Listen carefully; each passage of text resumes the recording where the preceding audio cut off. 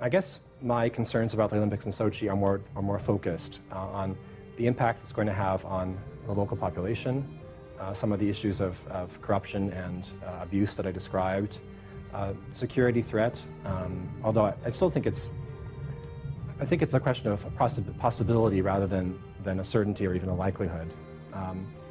And then there's another issue which I think has some resonance for us as Canadians, which is the way the games are being presented and the way they impact the indigenous people of the region, the Circassians.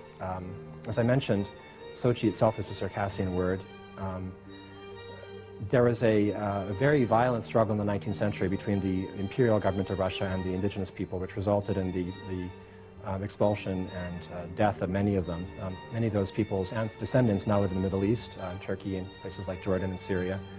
And the remaining community in Russia itself, I have visited there and talked to some representatives of that community, and they have expressed some grievances about the way the Olympics are being handled.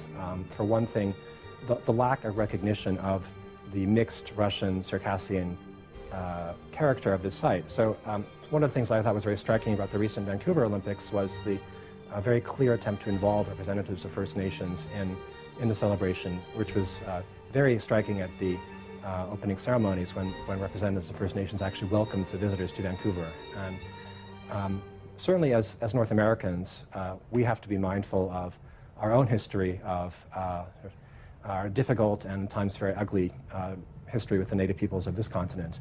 So it's not a question of condemning Russia for something that is not unique to Russia. It's a question of whether Russia is really willing to recognize sort of the claims, the symbolic and historical claims of its indigenous peoples, including in this respect.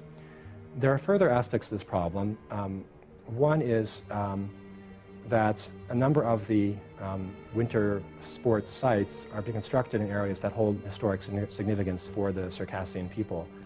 So, for example, the site of Krasnaya Polyana, which actually means red meadow, that term, the red, refers to the blood of people who were killed in a major battle there between the Russians and Circassians. And so many Circassians would say that this is not an appropriate or respectful use of an historic site. So the analogy that comes to mind would be, holding an Olympic event in Canada on the plains of Abraham. Right? It's just there's something disturbing. Bad taste at the very least. Yeah.